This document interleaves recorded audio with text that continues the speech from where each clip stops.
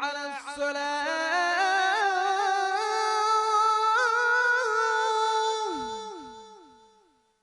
حي على الصلاة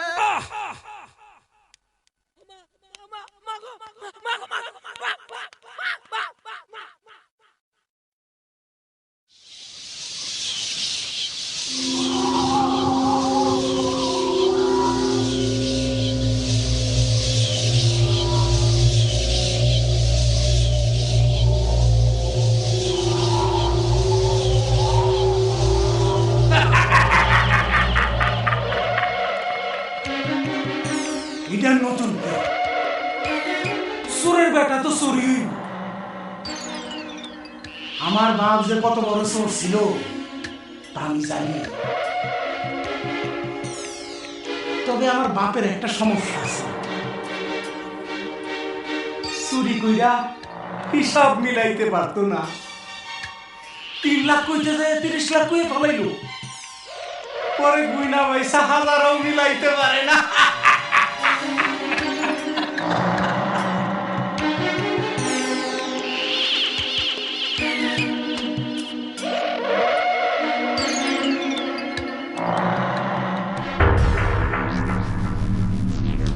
সর্দার, আমরা যাওয়ার আগে মঙ্গল লোকের লিস্টে ধরে নিয়ে গেছে।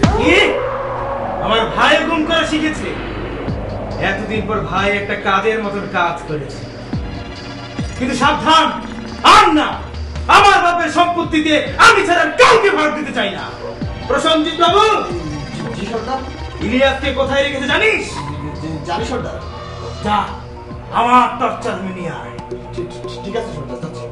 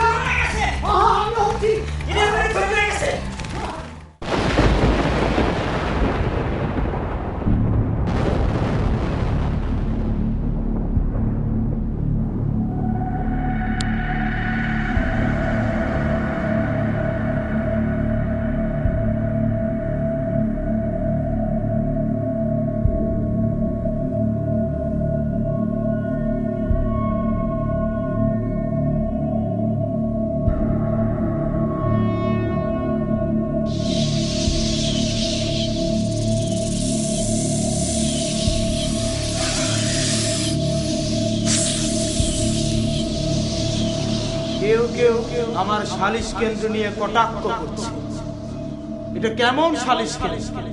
পঞ্চায়েত কমিটির মতো নাকি নিম্ন আদালত নাকি ইন্টারন্যাশনাল? আমি বলি এটা জঙ্গল সালিশ কেন্দ্র। আপনি বিচারক, আপনার মনের কথা প্রকাশ করলে তো জনগণ বুঝে ফেলবে যে আমরা নাটক করতে যাচ্ছি। সবাই বলবে এটা সালিশ কেন্দ্র না, এটা হচ্ছে রঙ্গমঞ্চ। আমরা এই ইতিহাসটাকে নিয়ে নাটক করতেছি।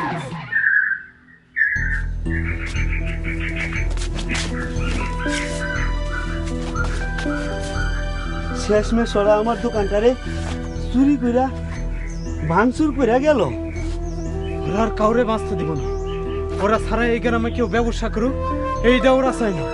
ওদের ভয় দিন দিন জনশূন্য হয়ে যাচ্ছে। সব বাজারে আগুন লাগা শেষ হয়ে গেছে। তোমার দোকানটারও ভাঙ্গা ফালাইলো।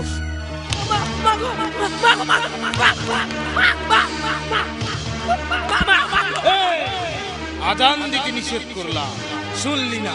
এরে, তোর আমার শয়তানি রাজ্যে ইজ্জত প্রতিষ্ঠা করতে চাস, তোর আমার শয়তানি শক্তির বিনাশ চাস, পারবি না, পারবি না।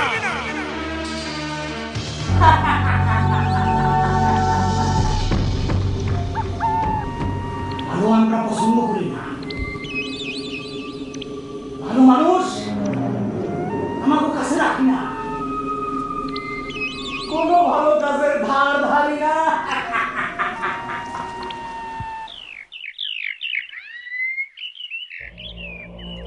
থাম। জি সর্দার। ওই লাল জামা পরা মেয়েটা কে? সর্দার, চাষি ফকিরের মাইয়া। চাষি ফকিরের মাইয়া? হ্যাঁ সর্দার। শোন, জি সর্দার। আজকে থেকে বাল্য বিবাহ বৈধ ঘোষণা করলাম। রফিকের বাপ, আমার সব শেষ হয়ে গেছে। আমার গোয়ালের গলুগুলো সব লয়ে গেছে। এর আগে আমার ধানগুলো সব কাইরা লয়ে গেছে। এখন আবার আমার ছোট মায়ের বিয়ে করতে চায়। মুন্সি সাহেব নাই, তাই আপনার কাছে আইছি, একটা পরামর্শ দেন। কান্দো না চাষি, কান্দা কি হইব?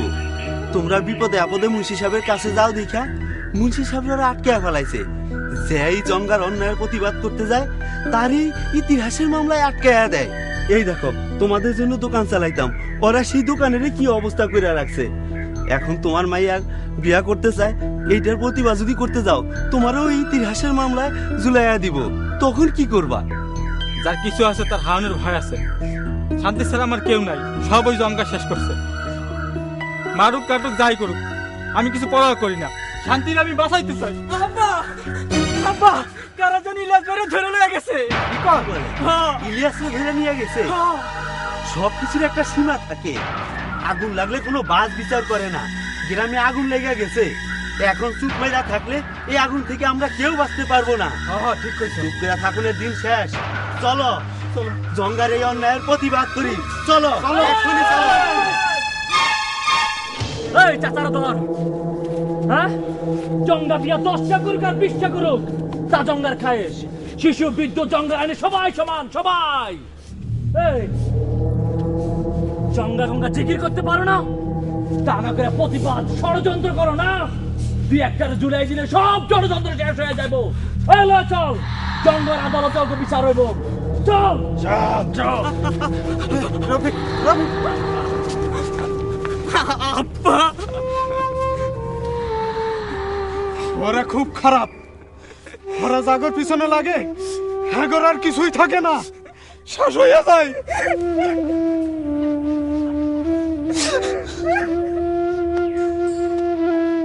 সর্দার, আপনার সবকিছুই বাইরে, টাকা পয়সা সব আপনার পালায়া যাওয়ার জায়গা আছে, কিন্তু আমার তো তা নাই। অথচ এই নাটকের স্ক্রিপ্টটা আমারই লেখা। মনে হইতাছে সর্দার, স্ক্রিপ্টটা শেষ করতে পারবো না। মানে? সব ওদের পক্ষে সাক্ষী দিতেছে, আমাদের লোকজনও ওদের পক্ষে কথা বলতেছে। কেউ পক্ষে সাক্ষী দিবে না। পক্ষে যারা সাক্ষী দিতে চায় তাদেরকে ভয় দেখাও, যাতে তারা না আসে।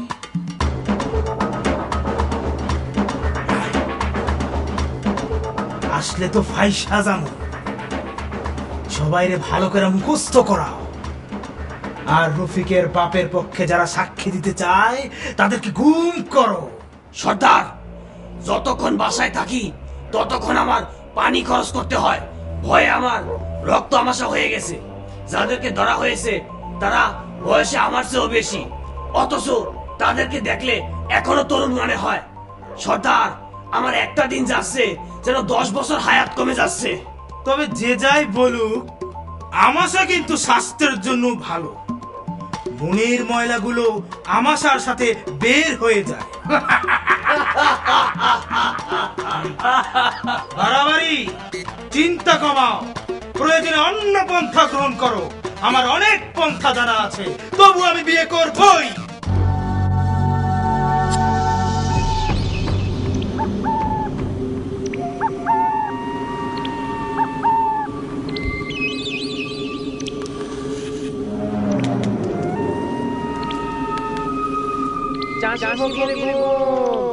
শান্তি জঙ্গার হাতে বন্দি, যে কোনো সময় গণবিস্ফোরণ হতে পারে। সুযোগ, সুযোগ, মহা সুযোগ।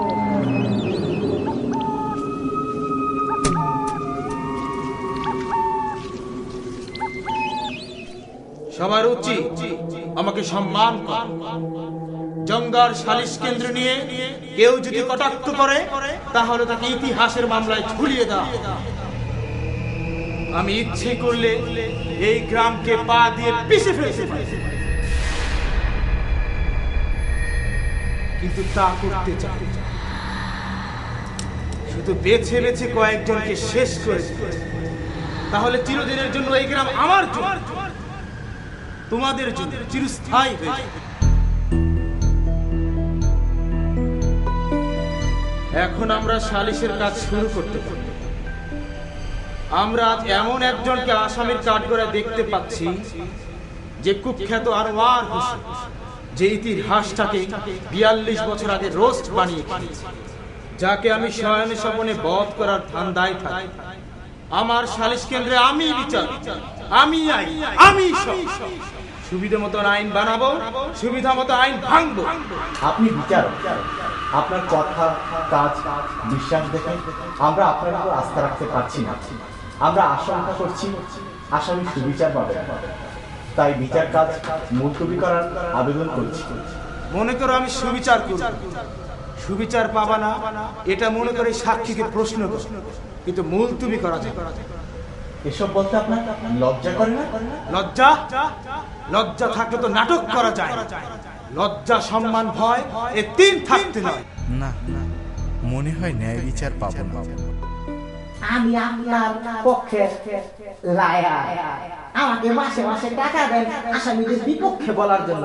সাক্ষীদেরকে তৈরি করাই আমার কাজ। আজ ডিজিটালের যুগ, চারিদিকে ডিজিটালের হাওয়া লেগেছে। আমরা এখন অনেক বেশি ডিজিটাল হয়েছি।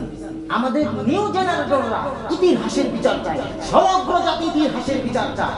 এই যে আসামির কাঠগড়ায় দাঁড়িয়ে আনোয়ার হোসেন, তার নামের কাগজপত্রে গুগল ইঞ্জিন দিয়ে আমি দেখেছি বিভিন্ন সময় বিভিন্ন কারণে বিভিন্ন প্রয়োজনে নিজের নাম পরিবর্তন করেছেন। জন্মের সময় লোকেরা ডাকতেন খোকা বাবা, তরুণ বয়সে বন্ধুরা ডাকতো আনোয়ার, বিয়ের সময় কাজী সাহেব লিখেন আনোয়ার হোসেন, বিয়ের পরে শ্বশুর বাড়ির লোকজন ডাকেন জামাই বাবু বলে, ছেলে হওয়ার পর সকলে ডাকে রফিকের বাপ। আজ এই আনোয়ার হোসেন রফিকের বাপ হয়েছে। এটাই বোঝা যায় এই আনোয়ার হোসেন কত বড় ভয়ানক। কিন্তু তাই নয়, এই আনোয়ার হোসেন এই গ্রামে দোকান খুলে ব্যবসা করে যাচ্ছে এবং এই গ্রামের লোকজনকে ন্যায় অন্যায় শেখাচ্ছে। সর্দার, ইতি এই গ্রামের এক অনাথ, তার জীবিকা নির্বাহের জন্য ডোরা কাটা একটা হাঁস ছাড়া আর কিছুই ছিল না। আমি শুনেছি হাঁসটা নাকি অবিশ্বাস্য ভাবে দিনে 4টা করে আন্ডা দিত। এই হাঁসটাকে দেখতে অনেক লোকজন আসতো, ব্রিটিশরা আসছে, কতজন আসছে, কি পরিমাণ আসছে তার হিসাব নাই। 3টা আন্ডা আপনার আব্বা খাইতো, আর একটা হিসাব মিলত না। তয় আমি শিওর আপনার আব্বা কইছে 30 লাখের মতন কইব। 30 লাখ আন্ডা থেকে 30 লাখ হাঁসের ছাও, ওই হাঁসের ছাও থেকে আবার হাঁস, হাঁস থেকে আবার হাঁস, ওই হাঁস থেকে আবার।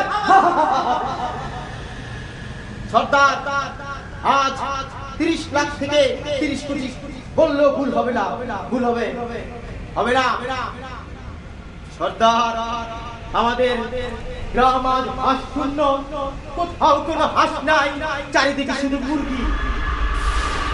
সর্দার, আপনার অনুমতি পেলে এই মুহূর্তে আমরা এমন একজন সাক্ষীকে হাজির করতে পারি যাকে এই গ্রামের সবাই মহাপণ্ডিত বলে জানে এবং আমাদের পার্শ্ববর্তী গ্রামে যাকে রত্ন হিসেবে রত্নাগারে স্থান দিয়েছেন আপনার দাদা, যাকে যিনি ইতিহাসের পিছন পিছন প্রতিটি রাস্তা বদলে ধনী করেছেন। 42 বছর আগের ইতির হারানো হাসকে যিনি ইতিহাস বানিয়ে